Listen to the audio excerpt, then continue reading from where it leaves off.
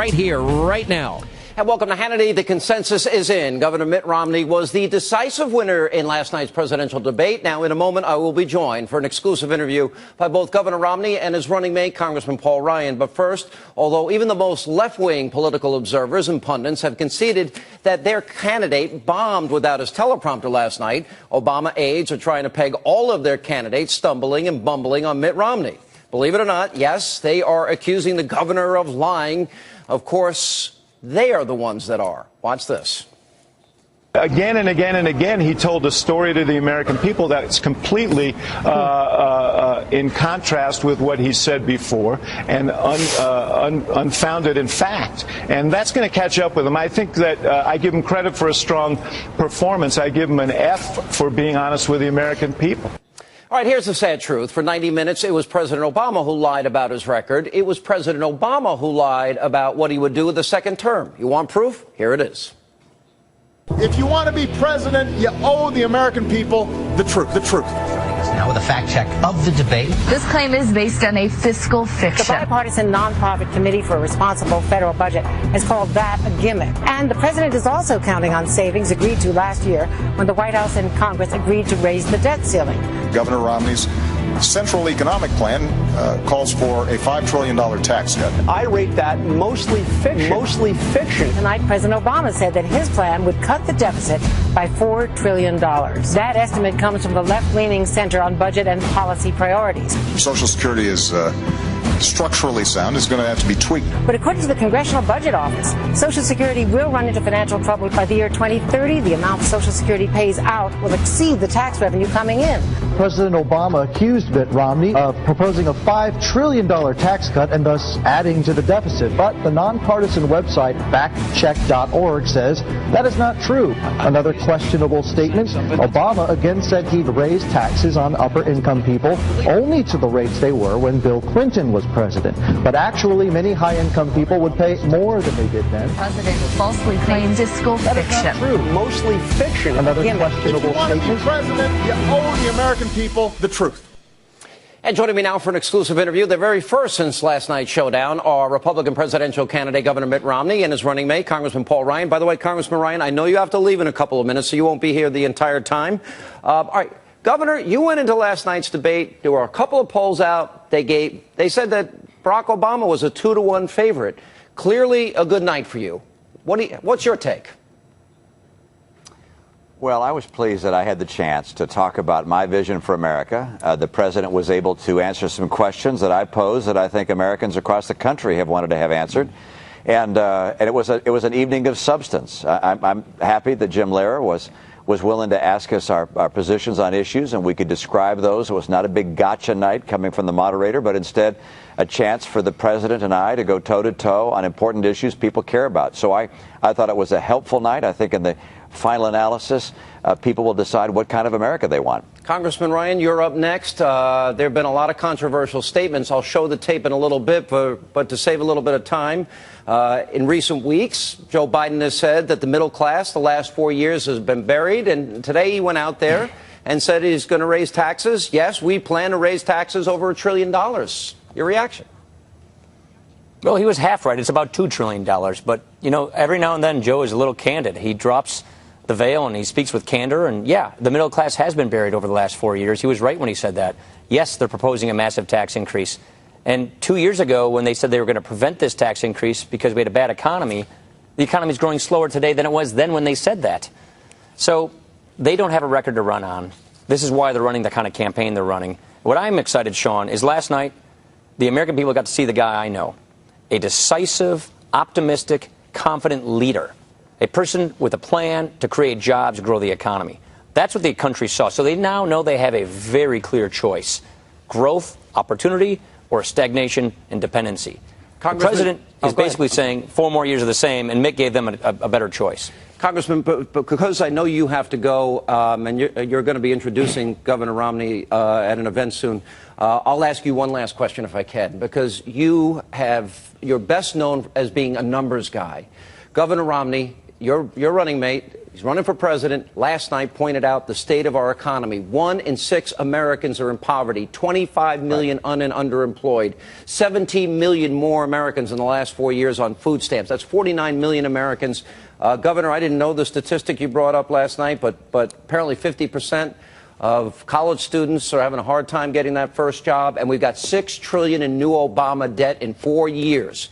You told me once, Congressman, that we've got maybe 2 or 3 years before an economic calamity. Explain what you mean. Yeah, that's what the experts have been coming to the Budget Committee for years saying, which is if we keep staying on this path, we will have a debt crisis much like what is engulfing Europe. We've got to get off this path. Mitt Romney's proposed a plan to get us off this path. President Obama is doubling down in the same direction. So that's the point we're making, Sean. You can't keep spending money we don't have. We will have a debt crisis much like that in Europe.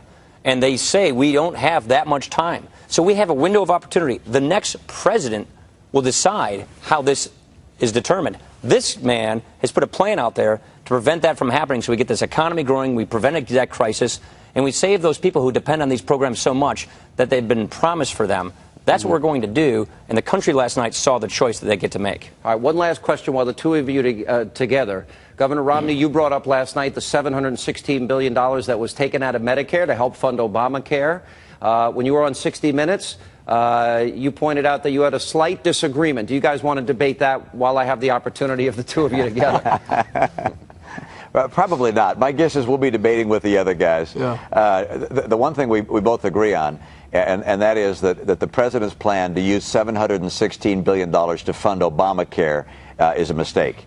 And we're running on the same platform. We're putting that money back into Medicare, taking care of our seniors. And we're also against this Obamacare board that will cut programs for the seniors. They'll actually put price controls that leads to denied care for current seniors. That was a fantastic moment of the debate last night. Seniors see a very clear choice. We're going to protect this program. The president's rating the program, and it'll lead to rationing of the program. Doesn't it say in the bill, correct me if I'm wrong, about 4,000 times that the board ultimately decides, or some number thereabout? Am I wrong, Congressman? They have lots of commissions and different boards that they cite. This one is the one that's in charge of Medicare. All right.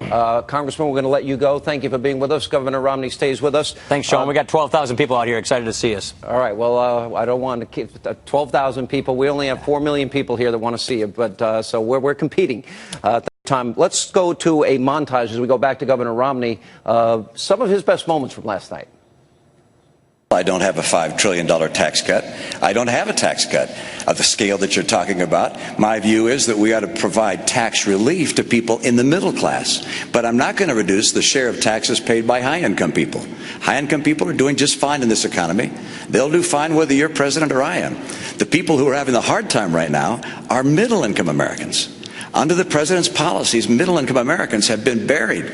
They're just being crushed. I will not reduce the share paid by high-income individuals. I know that you and your running mate keep saying that, and I know it's a popular thing to say with a lot of people, but it's just not the case. Look, I got 5 boys. I'm used to people saying something that's not always true, but just keep on repeating it and ultimately hoping I'll believe it. But that is not the case. My priority is putting people back to work in America. They're suffering in this country.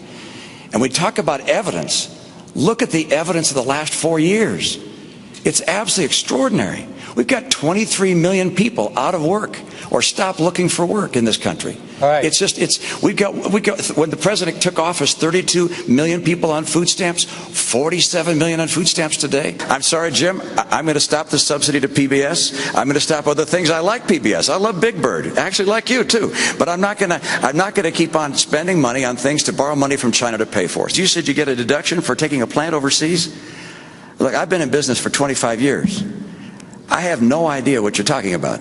I maybe need to get a new accountant. But the idea that you get a break for shipping jobs overseas is simply not the case. Now, do you agree, Governor, that maybe the altitude had an impact on the president last night? Because that was Al Gore's theory. Look, it was a chance for each of us to describe our vision for the country. And the president talked about his vision, which was basically a continuation of the policies of the last 4 years. He wants another stimulus. He wants to have government investing for us. He wants to hire more government workers. He wants to raise taxes. As Vice President Biden blurted out today, they want to raise taxes by $1 trillion. It's more like $2 trillion by our calculation. But look, he's laid out the same policies but he's been following for the last 4 years. And I don't think that sells very well when people hear that. He also didn't have the chance to continue to misrepresent my views. I got the chance to present my own perspectives, and I think that helped me. Do you think to some extent that the Obama campaign is overreached by calling you a tax cheat and attacking Bain Capital and even suggesting that you were responsible for the death of this man's wife, Joe Sopcich, et cetera, et cetera? In other words, they spent millions and millions of dollars advancing a narrative against you. You know, the president himself saying that your plan is for dirty air and dirty water and you want kids with autism and Down syndrome and the elderly to fend for themselves. To some extent, do you think that by overreaching and then when people had a chance to see you both side by side, that it maybe that partly played into the overwhelming belief by the American people that you're not this evil monster that Barack Obama painted you into being? Well, that may be part of the event last night. That's what I hoped we'd have the chance to do, was to actually see people and describe what I want to do to help the American people. I have watched some of the attacks that have come my way, and you just shake your head. I do recall that in the president's acceptance speech 4 years ago, he said that if you don't have a record to run on, you attack your opponent. You try and disqualify your opponent. And early on in this campaign, there were Democrat strategists, one in particular, who said their campaign strategy was to kill Romney. Hopefully not literally. I mean, this kind of character assassination is something which I think has gone way too far.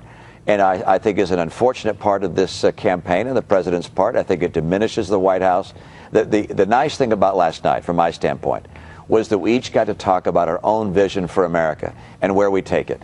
And I think the American people, in the final analysis, will put aside the theatrics and will focus on who can make my life better. And I'm convinced that the policies I described will make life better for the American people. Well, with 35 days to go, it's obvious, and I was watching David Axelrod on the morning programs this morning. Like you, I'm sure you didn't get much sleep. There is now a concerted effort to deconstruct what happened last night and sort of like make people doubt what they saw. And the term that we played earlier, that you lied, that you misrepresented, that you were acting. Well, the president in Denver today kind of doubled down on the same narrative, and I wanted to give you a chance to respond to what he said earlier today. So you see, the man on stage last night, he does not want to be held accountable for the real Mitt Romney's decisions and what he's been saying for the last year. And that's because he knows full well that we don't want what he's been selling for the last year.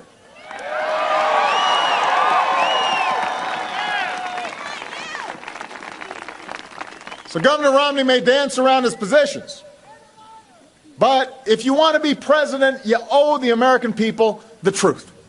It seems like he's insinuating, Governor, that you were lying. Your reaction?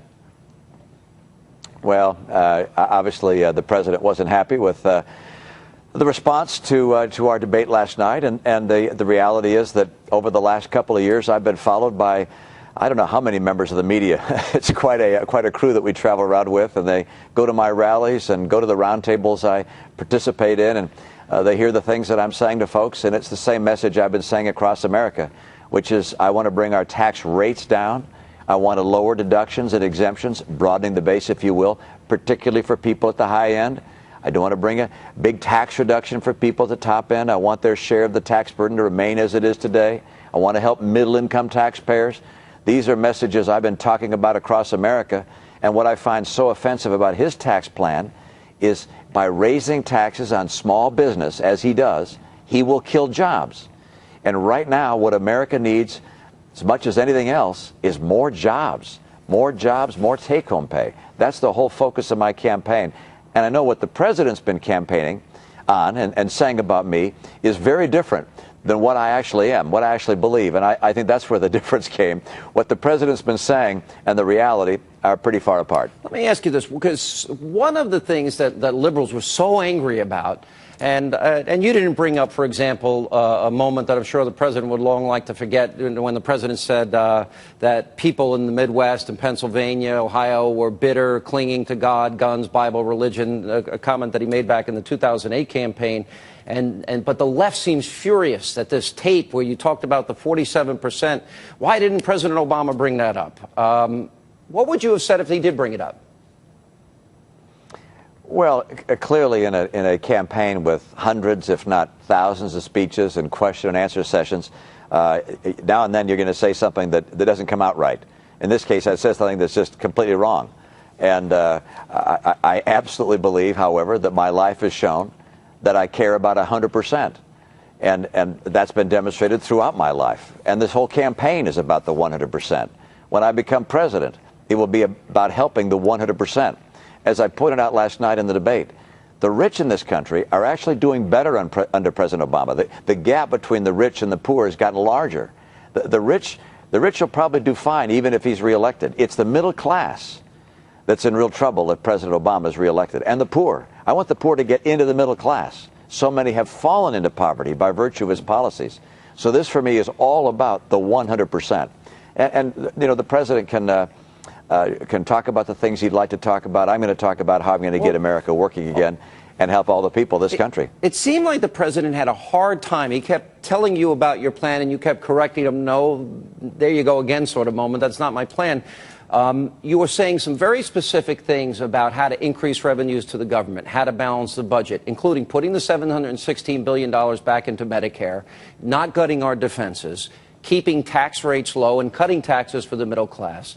And the president doesn't seem to understand that fewer people needing government assistance, more people working, a growing economy results in more revenues to the government. And people are saying, well, the math doesn't add up. I want to give you another shot to explain it, because maybe some people don't understand exactly what you're saying and how it is that a growing, thriving economy actually is good for the federal government because they benefit with revenue. Well, I think people can understand that if you raised taxes, you might say, well, that's going to bring more money to the government. But don't forget, if you raise taxes, then people have less money of their own, particularly businesses, big businesses, small ones, companies that are taxed at the individual tax rate. If you raise taxes on them, they have less money to spend and to hire people with. The best way to get a balanced budget at the federal government level is to have this economy grow. So more people are working. If more people are working, more people are paying taxes. And by the way, if there's competition trying to hire people, if there's lots of business activity, wages go up, take-home pay goes up. That's more tax revenue. By far the most powerful way to get us to a balanced budget is to grow the economy. And that's why my plan, my tax plan, which is estimated to create 7 million jobs, will help us more than anything else to get to that balanced budget. I know that this was not about foreign policy last night. We have been following very closely on this program the issue in Benghazi, the death of our ambassador, the first time in 30 years, 2 Navy SEALs. Do you believe there's a cover-up going on? Well, Sean, first let me note my condolences and sympathy for the families of those who lost their lives, and my respect for those who fought so bravely for us. Those 2 former SEALs that were there on a private assignment. They weren't working for the government in a official capacity at the time this occurred. I think so much of them. I believe, obviously, that what happened there was a tragic failure. There had been warnings of a possible attack. There were requests on the part of our commission there, of our diplomats there, rather, to have additional security forces. They were turned down. And then following the tragedy, we saw, well, misleading information coming from the administration. And in fact, the president didn't acknowledge that this was a terrorist act for what, a week or two? I mean, this was a terrorist attack. Lives were lost. This happened on 9/11. We expect candor and transparency from the president, from the administration, and we didn't get it. All right, Governor, good to see you. Good night last night for you. Obviously, everyone, even liberals, Chris Matthews agreed. Pretty amazing. Thank you so much for being with us. Appreciate it. And coming